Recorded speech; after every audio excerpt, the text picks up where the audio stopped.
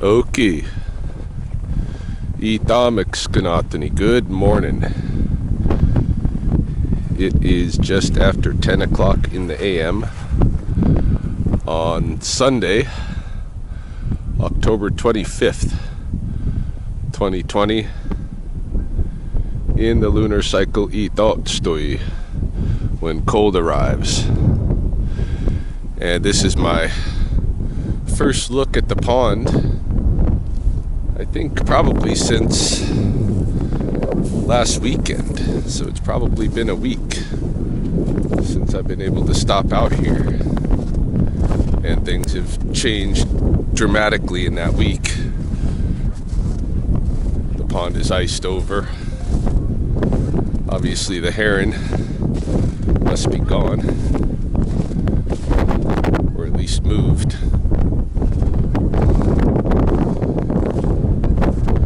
Yeah, and it's cold. Minus 17 degrees Celsius today. So cold in fact that my Sunday morning walk and talk student, the one who's diligent to always hear, Carol, she didn't even come out this morning. She bowed out because she was worried about her water freezing over. She's running water into her house through her hose or something like this at the moment. And so, yeah, with this kind of temperatures, that's a pretty tough situation. Any case, I figured I'd come up here, take a walk around, do a lap, see what I can see. And there's a couple of things I want to talk about. They almost deserve their own separate videos. I might give it to them. We'll see. Haven't decided yet, but I might just incorporate them into this walk.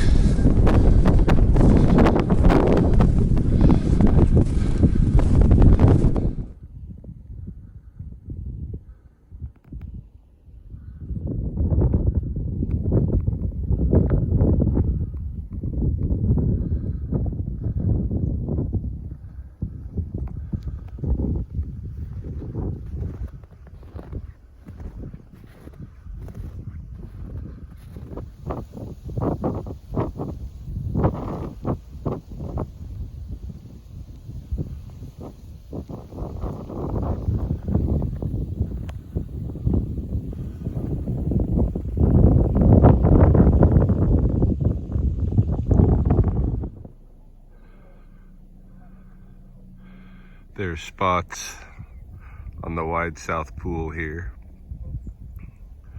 where birds are visiting these shallow puddles, probably coming up with some food. There was 3 smaller birds at a puddle out here as I approached, and by the beaver lodge I saw several bird tracks in snow. Here comes something. Oh, is he leaving? No, he's landed. He's gonna visit. Oh, off he goes. Join the others. Okay, they've gone just a little further down that way. Any case, yeah, these birds are visiting some of these smaller puddles. And since they're kind of hanging out in this area, it might be the best place for me to leave the little offering that I've brought. Yeah, it's kind of a bummer. The little Sony action cam that I typically rely on for my long shots, long duration shots, like narrations like this, and wide angle views. It's crapped out because of the 17 degree below zero temperature.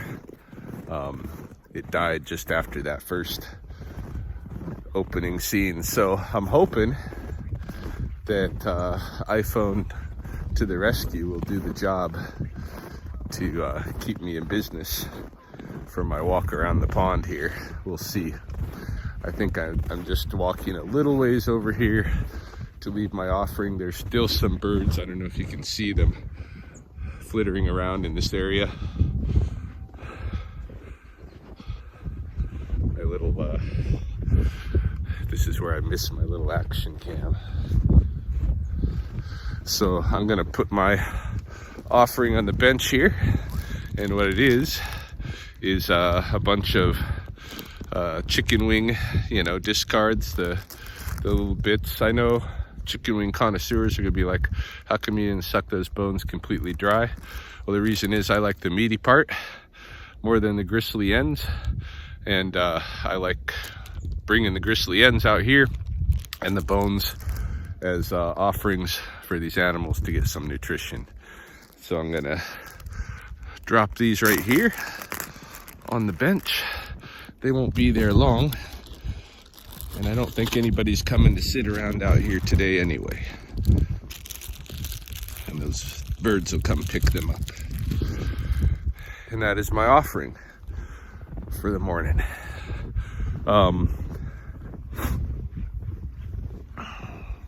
Which brings me perhaps to the first of those two topics I wanted to talk about.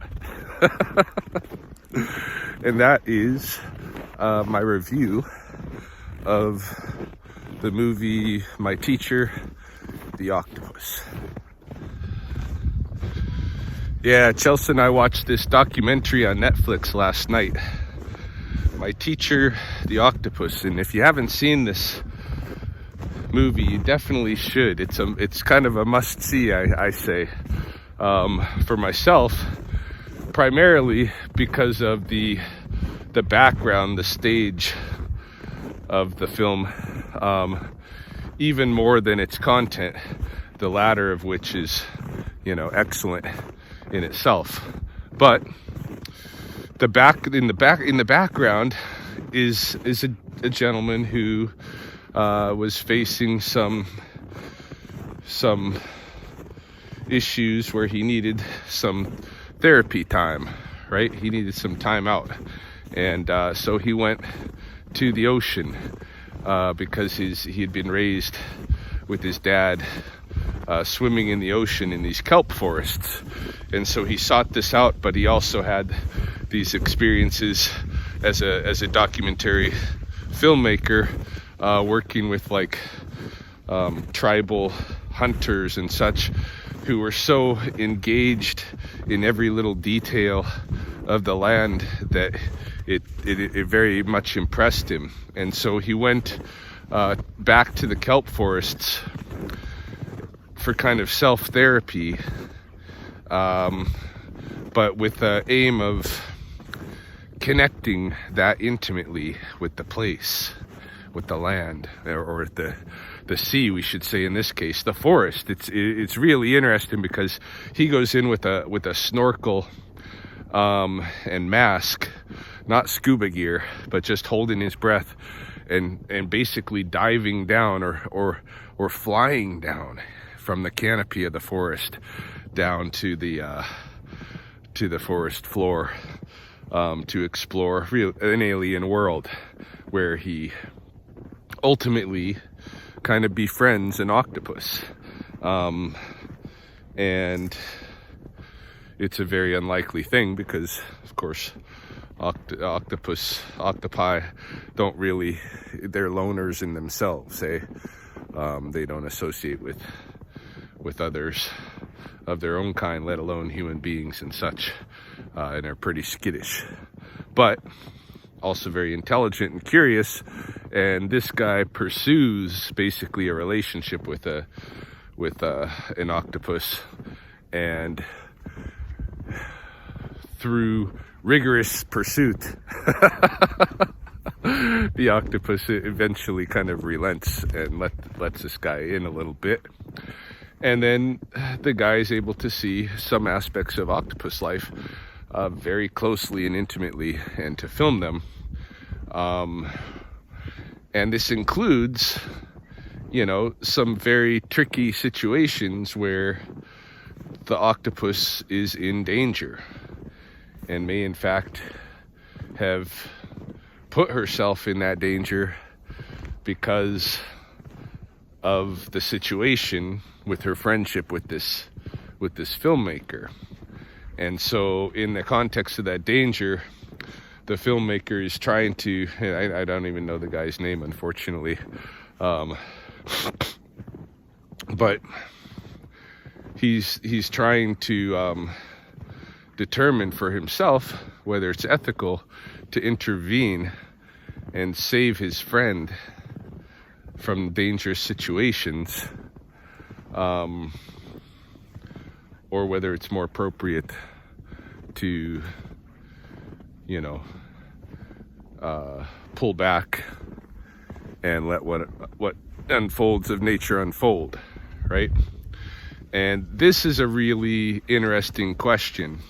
I can't even remember if I because we're getting into some of the nitty gritty of the fine detail rather than that background that I originally wanted to talk about. Oh well. But the main thing is the guy was going there every single day to this kelp forest. What happens if you go there every day to the same place? What happens if you go back to the same place? And that exercise is what I do here, at the pond. So it's very familiar. His world was just this kelp forest. My world is Spokane that I visit like that. And I have had lengthy phases, years, when I've visited daily, But I understand the exercise, the staging for this friendship with the octopus very well.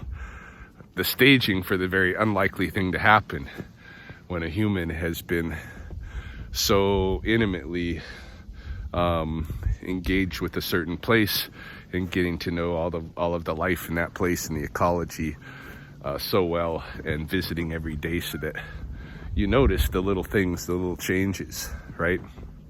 And you see you get to know some of the personalities and the day-to-day interactions and stuff, and of course the cycles. But in his case, he decided that at these moments, when his octopus was in danger, these were the moments when he decided, maybe it's unethical for me to intervene. And so he doesn't, for the most part. There's one point where the octopus is just suffering from having been attacked by a shark and having an arm ripped off, and she's healing up. And really, she's pulling a Wolverine over the course of 3 days and just like, and regrowing an arm that was taken by a shark. But in that process, her energy is all messed up, right? She turns ghostly white. She looks very sickly, and everything's going into that regeneration. She's not getting fed, and he decides to bring her, some what are they called? They're not clams, but the ones that are like clams that cling to the rocks.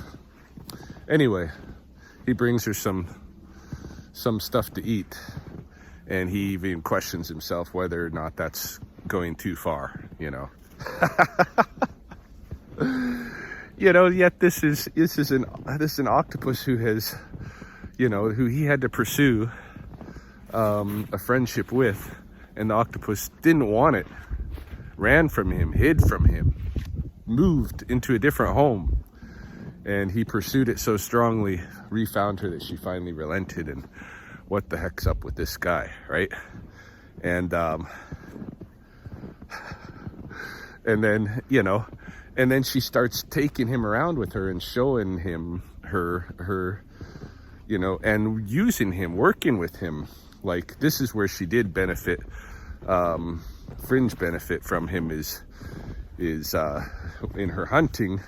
She learned that she could kind of corral an animal by getting a fish to be transfixed on this guy and this videographer, while she sneaks up around behind the fish and then pounces on him, that kind of thing. So she started using him in her hunting. this is the relationship they had, and he was visiting with her every single day. And then, when she's in the most crucial need of relying on some benefit from that friendship, he could have intervened, and he decides not to. In fact, he outright follows a chase at one point with a shark that is unforgivable almost. Like, why doesn't he intervene? Where some amazing things happen. I'm not gonna blow it, but there's part of this chase scene that something very unexpected occurs. And a couple of things, actually. He learns something very important in this chase scene too by following, and that's the trade-off, right? By not intervening, he learned something really, really important that he'd been trying to, he solved a mystery that had been a mystery for him since the very first moment he'd met this octopus. But, the cost was not intervening to help his friend, not engaging in the nature. And, it's a little bit hypocritical, though, because even being there to capture this film required so much intervening. It required so much, not intervening, but, what do you call it? Like, imposition,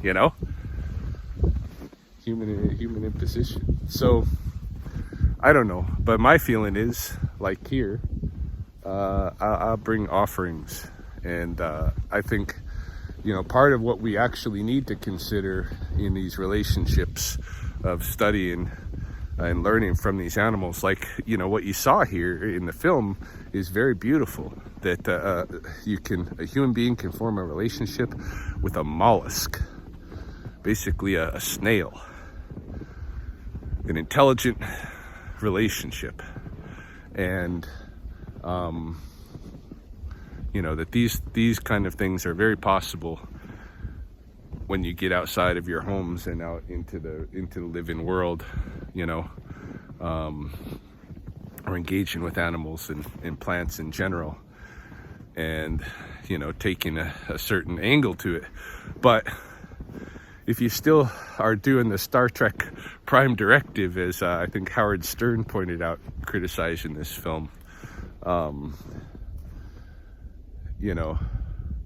what are you kidding? Like, why are you engaging the animals in those relationships if you're not going to reciprocate in those relationships? Because the animals are certainly giving, and they're giving us knowledge, hey? And this is another really core lesson, I think, that I can relate to my life very strongly, because it's at the heart of the training that I received for the Beaver Bundle too. Atsimskas and reciprocation in the context of these relationships. That's how you develop this ennakotsiop, this mutual respect for one another that we need with all of these animals, eh? And that was our agreement, to do that with them, that we would have respect for them because they give us so much knowledge that we find use of in our lives, eh? So anyway, that's that movie, and I'm just passing through the Forest, Maine. I'm gonna check my battery on the phone, and we'll see whether or not we get the other thought portion down, or whether we just film a little bit of what we see going out of the park and leave it at that. I'm not sure.